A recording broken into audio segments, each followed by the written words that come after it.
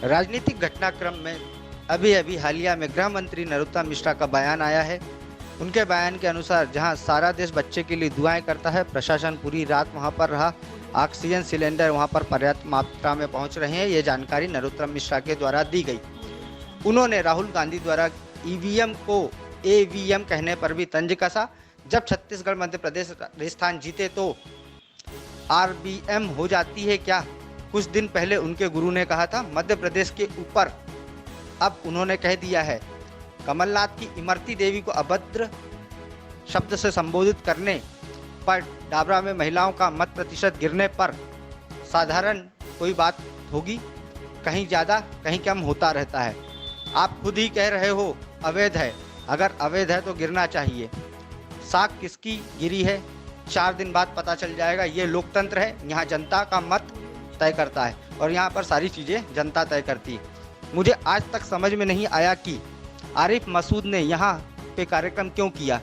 ज़्यादा ही था तो फ्रांस चले जाते। यहाँ तो 5 वक्त की नमाज पढ़ी जाती है। मध्य प्रदेश में तो कोई दिक्कत हो ही नहीं सकती।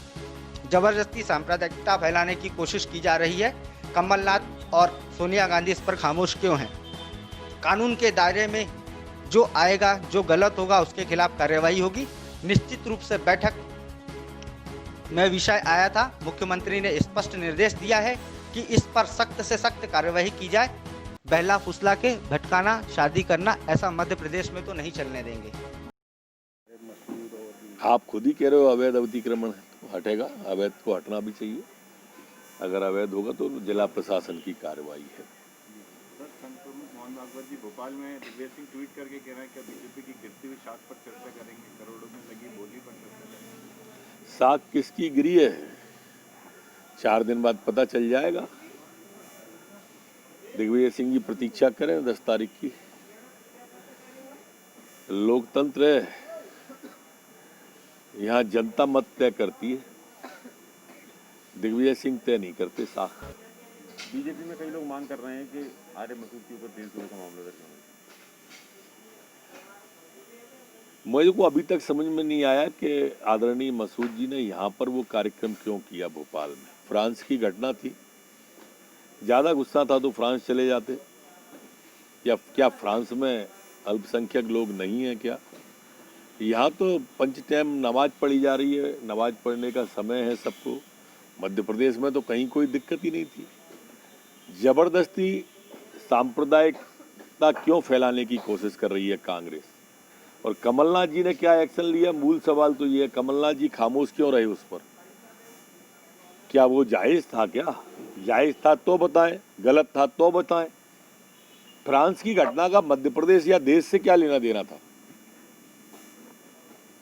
जब मकबूल फिदा हुसैन ने हमारे देवी देवताओं के चित्र बनाए, वो तो देश में थे, तब भी कुछ ऐसा कह देते तो समझ में आता कि सांप्रदायिक सौहार्द की कोशिश करते रहते। इसी तरह से एक बार वो सिमी के लिए बैठ गए थे धरने पे। अब इस तरह का जो कृत्य है मेरे हिसाब से तो ठीक नहीं है जो वो भोपाल में करते हैं। नहीं, कार्रवाई तो कानूनी कार्रवाई, जो कानून के दायरे में आएगा, जो गलत होगा उसके ऊपर कानून का राज है मध्य प्रदेश में, यहाँ तो कार्रवाई होगी।